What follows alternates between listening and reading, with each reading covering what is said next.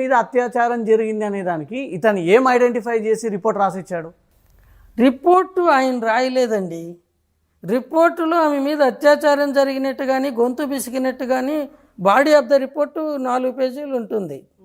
అక్కడెక్కడ లేదు. ఆఖరిలో ఒపీనియన్ కాలం ఉంటుంది, దాన్ని మాత్రమే ఆయన రాశాడు. రిపోర్ట్లో ఏముండదని రాసింటే ఆ మాట రాసేవాడు కాదు. ఆయనకు అన్నీ తొందర.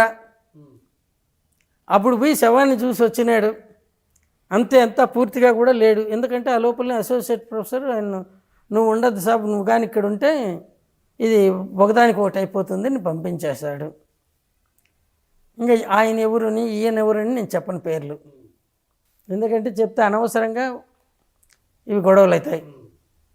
మేము రిటైర్ అయ్యి ఇంటి దగ్గర హాయిగా ఉండే వాళ్ళకి మాకెందుకు ఈ గొడవ? ఇది జరిగింది. ప్రత్యూష కేర్ ఆసుపత్రికి వచ్చేటప్పుడు చాలా మందికి ఉన్న అనుమానము, తల్లి కూడా ఇదే రేజ్ చేసింది. ఇద్దరు కలిసి అదే మీరు అన్నట్టు ఆ పాయిజన్తో కూడినటువంటి లిక్విడ్ని వీళ్ళు ఆత్మహత్య చేసుకోవడం తీసుకుంటే, అబ్బాయి స్టేబుల్గా ఉన్నాడు, అమ్మాయి మాత్రమే పడిపోయింది. అబ్బాయి అమ్మాయిని తీసుకొని కేర్ హాస్పిటల్కి వెళ్తున్నటువంటి ఫుటేజ్ కూడా వచ్చింది సార్ బయట. ఫుటేజ్ కాదు, ఈ అబ్బాయి కారులో ఆ అమ్మాయిని తీసుకొని, ఎందుకంటే ఇద్దరికి తిట్టు ఉంది, అది యాక్చువల్గా ఆత్మహత్యకు ప్రయత్నించలేదు, బెదిరించడానికి చేశారు. అబ్బాయి తల్లిదండ్రులను బెదిరించి పెళ్ళికి ఒప్పించడానికి. లేకపోతే వాళ్ళు 2 క్యాడ్బరీ చాక్లెట్స్ కొన్నారు. చావాలనుకున్న వాళ్ళకి ఉంటారా? అదంతా కూడా జడ్జిమెంట్ కాపీలో ఉంది. తర్వాత 1.5 లీటర్ కోకో కోలా బాటిల్ 2 కొన్నారు. ఒక బాటిల్ మాత్రమే ఓపెన్ చేశారు.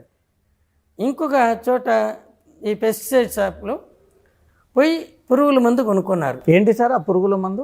నువాక్రాన్. అది ఆర్గనోఫాస్ఫేట్ కాంపౌండ్లో ఒక రకం. దాన్ని, అది కూడా ఎంత, 300 ml. 300 మనకు మామూలు గ్లాసు 200 నుంచి 250 ml ఉంటుంది. ఆర్డినరీ చిన్న టీ కప్పు వచ్చేసి దాన్ని 150 ml. సో అంత కొద్దిగా నొక్కున్నారు. ఇది ఇద్దరు కొంచెం దీన్ని బాటిల్ ఓపెన్ చేయడానికి బాటిల్ ఓపెనర్ కొనుక్కున్నారు. దాన్ని వాళ్ళు నైఫ్ అన్నారు కానీ అది ఫిస్కర్ నైఫ్ అంటారు. ఓపెనర్ కొనుక్కున్నారు అదే షాప్లోనే, కూల్ డ్రింక్స్ కొనుక్కున్న చోట. వీటిని తీసుకొని వచ్చి ఈ బాటిల్ ఓపెన్ చేసి చెరుకొద్ది అది తాగిన తర్వాత, ఖాళీ ఏర్పడిన తర్వాత దాంట్లోకి కొద్దిగా మాత్రమే వాళ్ళు కొనుక్కున్న ఈ పాయిజన్ కలుపుకున్నారు. మిగతా దానికి చక్కగా ఎంత ml ఉంది సార్ పాయిజన్? ఇక్కడ వాళ్ళు కొనుక్కున్న బాటిల్లో ఉండేది 300 ml. వీళ్ళు దాంట్లో పోసుకుంది, దాంట్లో ఎంత పోసుకున్నారో మనకి ఎట్లా తెలుస్తుంది? ఓకే, అంటే మిగిలిన శాంపుల్ ఉంటుంది కదా సార్, అది ఎవరు దాన్ని ఎంత అనేది కనుక్కోలేదు. తర్వాత ఇంకా పోతూ ఉంటే నెక్లెస్ రోడ్డుకి వచ్చే వాళ్ళకు కడుపులో తిప్పుతూ ఉన్నింది. ఎక్కడ తాగిడు సార్ వీళ్ళు? హిమాయత్ నగర్ నెక్లెస్ రోడ్లో తాగినారు.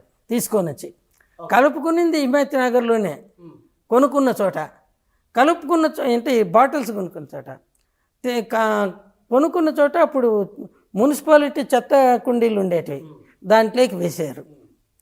వేసిపోయి ఇంకా హుస్సేన్ సాగర్లో పోయిన తర్వాత వీళ్ళు తీసుకున్న కోకో కోలా బాటిల్లో నుంచి కొంచెం కోకో కోలా తాగారు.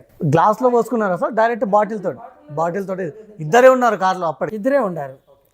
అది పోసుకున్న తర్వాత మిగతాదంతా ఆ చెరువులో వేసేసారు. హుస్సేన్ సాగర్లో చేస్తామనంటే వీళ్ళిద్దరికి తిప్పటం మొదలుపెట్టి ఎంత తాగినారు సార్? ఒక 2-3 సిప్స్ మనం ఎట్లా చెప్తామండి? అంటే మీరు తీశారు కదా, అదేం ఉండదు, అప్పటికి అబ్జర్వ్ అయిపోతుంది కదా.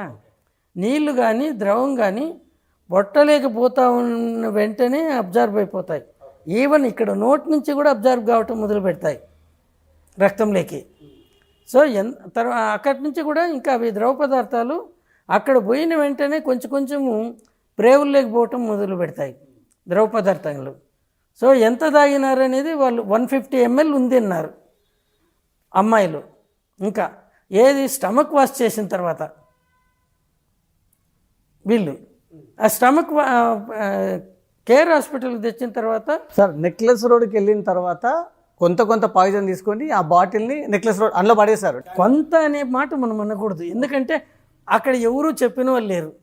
మనం ఉన్నదానికే కన్ఫైన్ కావాలి. కానీ వాళ్ళు కొంత తీసుకున్నారా, ఎక్కువ తీసుకున్నారా, వాళ్ళు దీంట్లో స్టేట్మెంట్లో వచ్చింది మేము తీసుకున్నాం, తీసుకున్న దాంట్లో మిగిలింది అక్కడ బాటిల్ని దాంట్లోకి వేసేసామనేసి.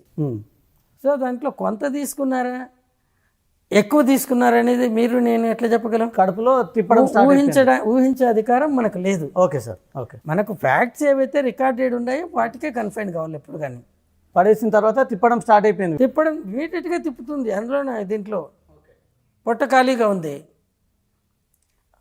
సాయంకాలం 6 గంటల 7:30 మధ్యలో వాళ్ళు తీసుకునింది.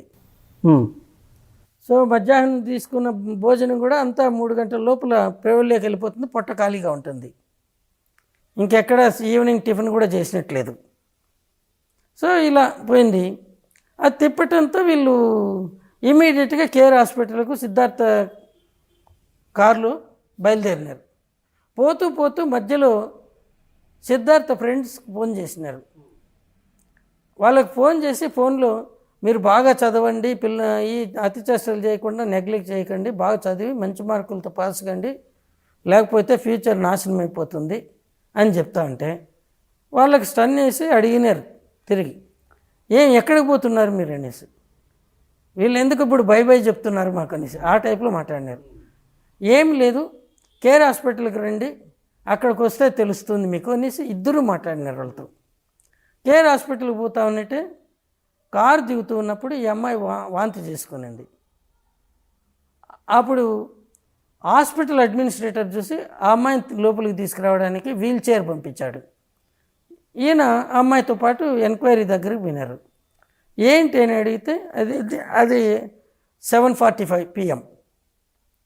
ఎంక్వైరీ వాళ్ళు అడిగితే మేము ఇట్లా పురుగుల మందు కలుపుకొని, చెట్ల మందు కోకో కోలాలో కలుపుకొని తాగినాము అని చెప్పినారు.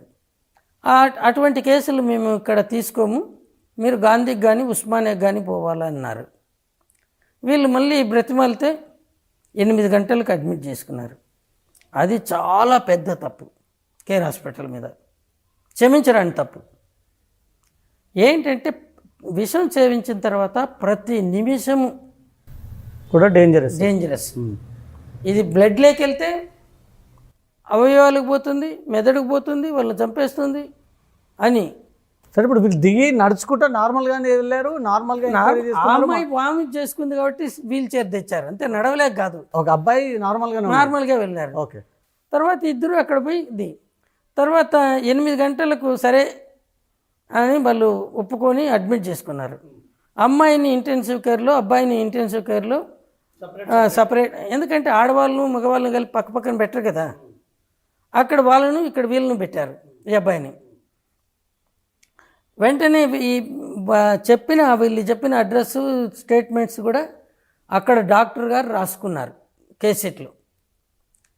ఈయన ఎగ్జామ్ చేసిన డాక్టర్ ఈయన చెప్పింది, అక్కడ ఎగ్జామ్ చేసిన డాక్టర్ ఆమె చెప్పింది. ఇది జరిగింది. తర్వాత వాళ్ళు ఇచ్చిన ఫోన్ నెంబర్తో వాళ్ళ ఇంటికి ఫోన్ చేసి చెప్పినారు. ప్రత్యూష వాళ్ళ ఇంటికి చెప్పినారు, సిద్ధార్థ్ ఇంటికి కూడా చెప్పినారు. సో వీళ్ళ బంధువులు వచ్చినారు. వాళ్ళేమో బంజారా హిల్స్లో ఉంటారు, వెంటనే వచ్చినట్టు ఉన్నారు. ఈమె తార్నాకాలు ఉంటుంది ప్రత్యూష తల్లి. ఆమెకు 8 గంటలకు నాకు ఫోన్ వచ్చింది అని చెప్పింది ఆమె. ఇంకా కొడుకుని తీసుకొని ఆటోలో వచ్చింది తార్నాక నుంచి బంజారా హిల్స్కు. 9:30కు ఆసుపత్రి చేరుకున్నాను అని చెప్పింది. వెంటనే లోపలికి పోయి పాపను కలుస్తామంటే, అంటే ఆమె అమ్మాయి అంది పాప అనేది, పాపను కలుస్తామంటే నాకు వాళ్ళు పర్మిషన్ ఇవ్వలేదు, ఇంటెన్సివ్ కేర్లో ఉంటే అన్నాను. అర్ధగంట తర్వాత పర్మిషన్ ఇచ్చి లోపలికి పోయి చూస్తే ఆమె చుట్టూ 7 మంది డాక్టర్లు నిల్చొని ఉన్నారు. వాళ్ళలో ఒకరు హౌ ఆర్ యూ అని అడిగితే ఐఎమ్ ఓకే సార్ అని చెప్పింది. మాట్లాడిందా సార్? ఇదంతా రిపోర్ట్లో చెప్తాను మీకు. ఆమె చెప్పిండేది 14వ తేదీ ఫిబ్రవరి. ఈనాడు కానీ ఏ పేపర్ అయినా తీసుకోండి, దానిలో ఇది ఉంది. దాంట్లో ఒక విలేకరి, అంటే ఇప్పుడే రేప్ అండ్ మర్డర్ గొంతు పిసి చంపినారు అనేదే కదా బయట చక్కర్లు కొడతా ఉండేది, నిజంగానే మీతో మాట్లాడినా అన్నాడు. మీరు విన్నారా మాట్లాడేదని? కన్న తల్లిగా నేను అబద్ధం చెప్తానని విలేకరిని